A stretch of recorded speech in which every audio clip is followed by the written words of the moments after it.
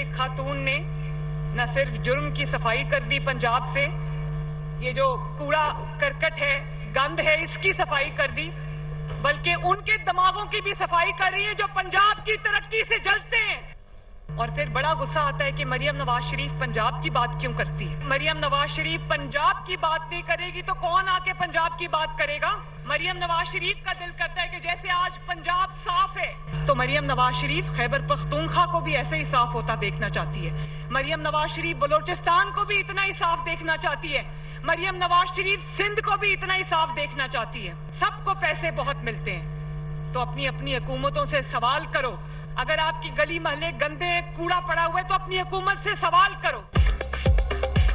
कुछ लोग पंजाब की तरक्की से जलते हैं। पंजाब की तरक्की से जलने वालों के दिमाग की सफाई कर रही हूं। उन्हें बड़ा गुस्सा आता है। मरियम नवाज पंजाब की बात क्यों करती है। मरियम नवाज पंजाब की बात नहीं करेगी तो कौन करेगा। पंजाब में जराइम और कूड़ा करकट की सफाई कर दी। सिंध, बलोचिस्तान और खैबर पख्तूनख्वा को भी साफ देखना चाहती हूं।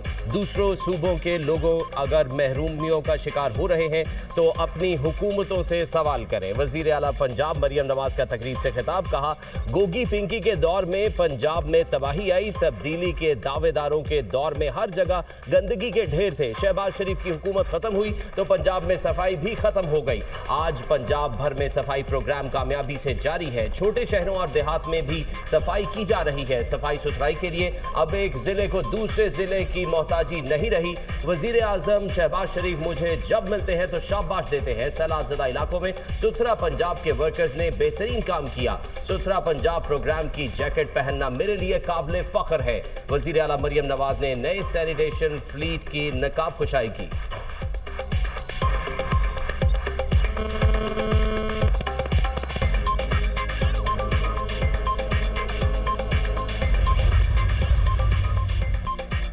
मुफाहमत के गुरु सियासी पारा नीचे लाने के लिए मुतहरिक। सदर ममलिकत आसिफ अली जरदारी से वज़ीर दाखिला मोहसिन नकवी की मुलाकात। सदर की वज़ीर दाखिला को सियासी कशीदगी में कमी लाने के लिए किरदार अदा करने की हिदायत। बिलावल हाउस में होने वाली मुलाकात में मुल्की सियासी मामलात पर तफसीली गुफ्तगू। वज़ीर दाखिला मोहसिन नकवी कल वज़ीर आज़म से मुलाकात करेंगे। शहबाज शरीफ को सदर ममलिकत से मुलाकात के हवाले से ब्रीफ करेंगे। मोहसिन नकवी पीपल्स पार्टी और मुस्लिम लीग नून के दरमियान हालिया तनाव में कमी पर बात करेंगे। वज़ीर दाखिला वज़ीर आज़म को सदर ममलिकत का पैगाम भी देंगे।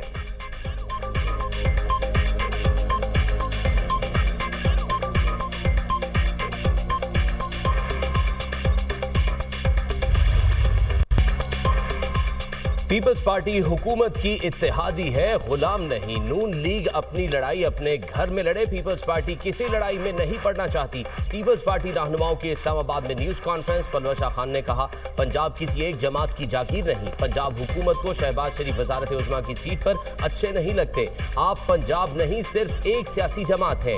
नून लीग पर होने वाली तनकीद को पंजाब की आवाम के गले में ना डाला जाए। शहबाज शरीफ को आसिफ जरदारी ने वजीर आज़म नामजद किया। आज उनकी सांस बहाल हुई तो हमें ही आंखें दिखा रहे हैं। इनको फिर आसिफ अली जरदारी और बिलावल भुट्टो की जरूरत पड़नी है। सेनेटर वकार मेहदी ने कहा, पंजाब हुकूमत बौखलाहट का शिकार है।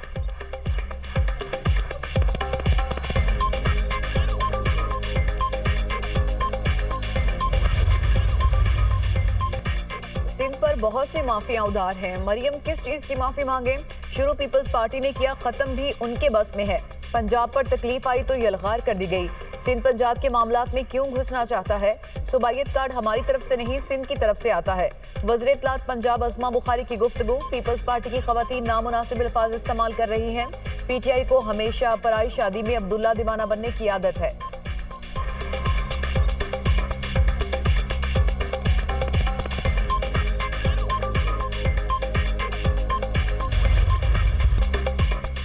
वज़ीर आज़म का दौरा मलेशिया। बैनुल अक़वामी इस्लामी यूनिवर्सिटी की जानिब से PhD लीडरशिप एंड गवर्नेंस की एजाज़ी डिग्री अता। शहबाज शरीफ का डिग्री मिलने पर इजहार तशक्कुर। तकरीब से खिताब करते हुए कहा, मुस्लिम दुनिया की मुअज़्ज़ज़ तरीन दरसगाह से मुंसलिक होना बाइस एजाज़ है। पाकिस्तान और मलेशिया नौजवान आबादी से माला माल है। हमारी जिम्मेदारी है अपने नौजवानों को इंसानियत की खिदमत के लिए मौक़े फराहम करें। उम्मत मुसलमा को तनाज़ात, गुर्बत और बाहमी इंतशार समेत बेशुमार चैलेंजेस का सामना है। अपने इक़दार और इस्लामी उसूलों पर अमल पैरा होकर अक़वाम आलम में खोया मकाम दोबारा हासिल कर सकते हैं। पाकिस्तान और मलेशिया की की दोस्ती हमेशा कायम रहेगी। वजीर आजम शहबाज शरीफ से मलेशियन बिजनेस ग्रुप गूबी पार्टनर्स के वक्त की मुलाकात। पाकिस्तान में ई कॉमर्स और फाइनेंशियल टेक्नोलॉजीज के शोबे में इश्तराक पर दिलचस्पी का इजहार। वजीर आजम मलेशिया का 3 रोजा दौरा मुकम्मल करके वतन वापस रवाना। वजीर आजम को अलविदा कहने मलेशिया के वजीर आजम अनवर इब्राहिम खुद एयरपोर्ट आए। दौरा मलेशिया की तस्वीर पर मबनी यादगारी एल्बम भी पेश की।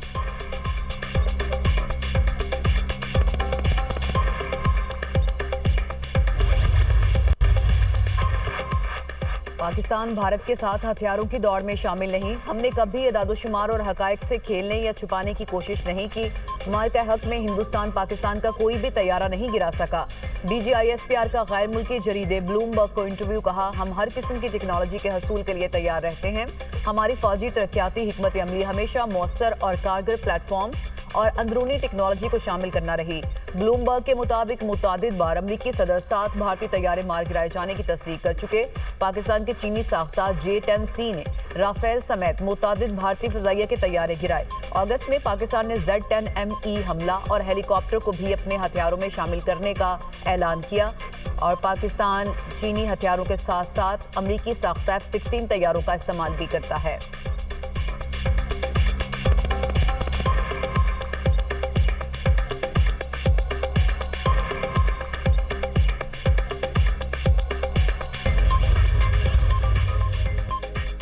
मार्का हक में पाकिस्तान के हाथों बदतरीन शिकस्त के बाद भारतीय अस्करी क़यादत बौखलाहट का शिकार।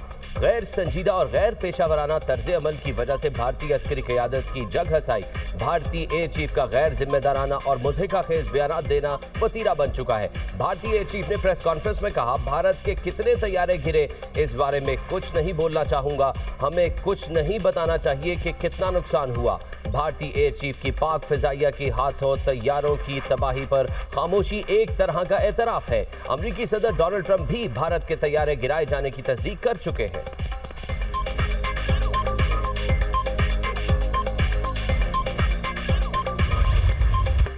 इजराइल ने साबिक सेनेटर मुश्ताक अहमद को रिहा कर दिया। नायब वज़ीर-ए-आज़म इसहाक डार ने तस्दीक कर दी। कहा, मुश्ताक अहमद उर्दन में पाकिस्तानी सिफारत खाने में है। उनकी सेहत तसल्ली बख्श और हौसला बुलंद है। मुश्ताक अहमद गजा जाने वाले ग्लोबल फ्लोटेला के काफिले में शामिल थे। साबिक सेनेटर मुश्ताक अहमद का कहना है कि 5 से 6 दिन इजराइल की जेल में रहे। हमें बदतरीन तशद्दुद का निशाना बनाया गया। फलस्तीन की आज़ादी की जद्दोजहद जारी रहेगी। इस नाकाबंदी को तोड़ेंगे। हम बार बार वहां जाएंगे।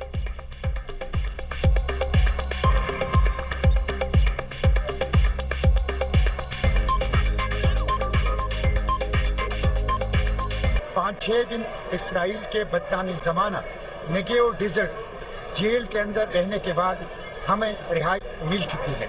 इस दौरान हमारे हाथों में हथकड़ियाँ डाल के पीछे बांधी गई, हमारे पाँव में बेड़ियाँ और जंजीरें डाल दी गई, हमारे आंखों पर पट्टियाँ बांधी गई, हमारे ऊपर कुत्ते छोड़े गए। No access to drinking water, no access to medication, no access to life. किसी किस्म की चीज तक हमें रसाई नहीं थी। अपनी इस जद्दोजहद को अक्सा की आजादी, फलस्तीन की आजादी, गजा की आजादी तक जारी रखेंगे। इसराइल के खात्मे तक हमारी ये जद्दोजहद इंशाअल्लाह जारी रहेगी। मिस्र में गजा अमन मुज़ाकरात का दूसरा दौर आज होगा। हमास और इसराइल के दरमियान पहले दौर में बातचीत मस्बत रही। सदर ट्रंप के 20 नकाती मंसूबे पर गौर। हमास ने कई शराइत रख दी। 6 सरकर्दा फलस्तीनी कैदियों की रिहाई की शर्त भी शामिल। गजा में इमदाद की फराहमी और मुतासरा इलाकों से टैंकों की वापसी पर जोर। यरगमालियों की हवालगी के लिए शराइत पर अमल करने का मुतालबा। इसराइल और अमरीका ने कैदियों की फहरिस्त पर काम शुरू कर दिया। हमास का इसराइली फौज के मुकम्मल इनखला तक हथियार डालने से इनकार। अरब मीडिया का दावा। हमास के वक्त की क़यादत खलील हया ने की। अमरीकी एलची स्टीव विटकॉफ और सदर ट्रंप के दामाद जैरेड कुशनर भी मुज़ाकरात में शरीक हुए।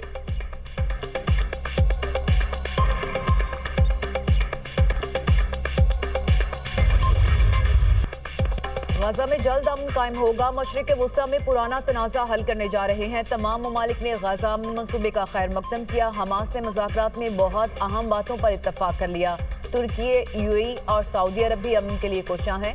अमरीकी सदर की व्हाइट हाउस में मीडिया से गुफ्तगू। कहा, तजारत और टैरिफ से 7 जंगें रोकी। डोनाल्ड ट्रंप का एक बार फिर पाक भारत जंग का तज़किरा। कहा, मैंने पाकिस्तान और भारत की जंग भी रुकवाई। इस जंग में 7 तैयारे गिराए गए।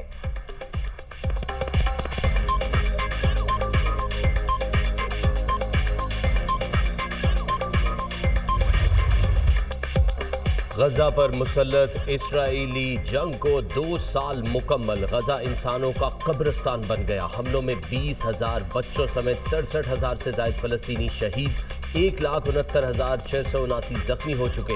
इसराइल के वहशियाना हमलों में गजा खंडरात में तब्दील। अस्पताल, तालीमी इदारे, मसाजिद, गिरजाघर कुछ सलामत न रहा। इसराइली फौज ने सिविलियन इंफ्रास्ट्रक्चर तबाह कर दिया। लाखों फलस्तीनी बेघर। इसराइली नाकाबंदी से 20 लाख अफराद फाका कशी पर मजबूर।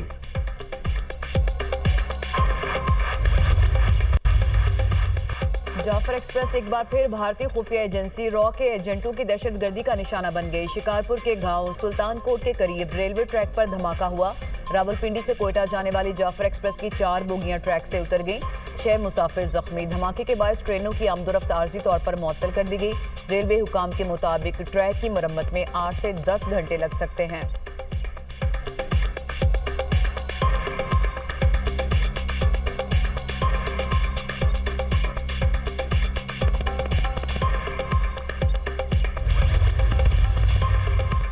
सुप्रीम कोर्ट ने 26वें आईनी तरमीम केस में लाइव स्ट्रीमिंग की इजाजत दे दी। जस्टिस जवाद एस खाजा के वकील ख्वाजा हुसैन अहमद ने कहा, कौम देखना चाहती है कि क्या हो रहा है। जस्टिस अमीरुद्दीन खान ने रिमार्क्स दिए, आप उन चीज़ों में ना जाएं कि जहां 5 मिनट बहस और बाहर 20 मिनट बहस करें। जस्टिस जमाल मंदोखैल ने कहा, हमारा अलमिया है कि हम हर चीज़ का गलत इस्तेमाल करते हैं। हमने लाइव स्ट्रीमिंग से लोगों को तालीम देना चाहिए, लेकिन हम लाइव स्ट्रीमिंग से एक्सपोज हो गए। केस की समाअत कल तक मुलतवी।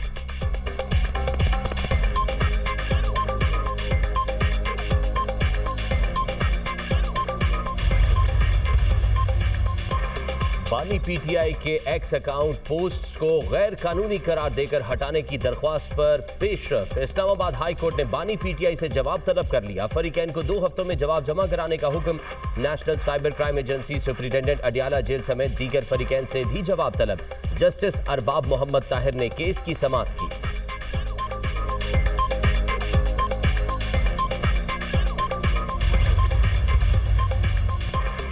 इस्लामाबाद हाई कोर्ट में तोशाखाना 2 केस, बानी पीटीआई और बुश्रा बीबी की बरियत की दरखास्तों पर समाअत। वकील सलमान सफदर की केस का हतमी फैसला रोकने की सदा। कहा, केस में पूरे गवाहों के बयानात नहीं लिए गए।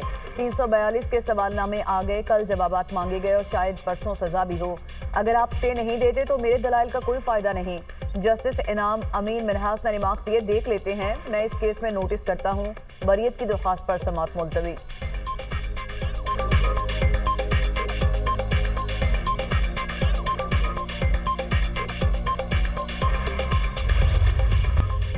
आज़ाद कश्मीर में बर्फबारी से मनाजिर हसीन। मकड़ा, पीर चनासी और पीर हसीमार के पहाड़ों ने बर्फ की चादर ओढ़ ली। वादी नीलम के पहाड़ों पर भी सफेदी छा गई। मुल्तान में वक्फे वक्फे से बारिश, मौसम खुशगवार। लाहौर में गुज़िश्ता रोज की बारिश ने रुत बदल दी। दर्जा हरारत कम होने से मौसम में खुनकी आ गई।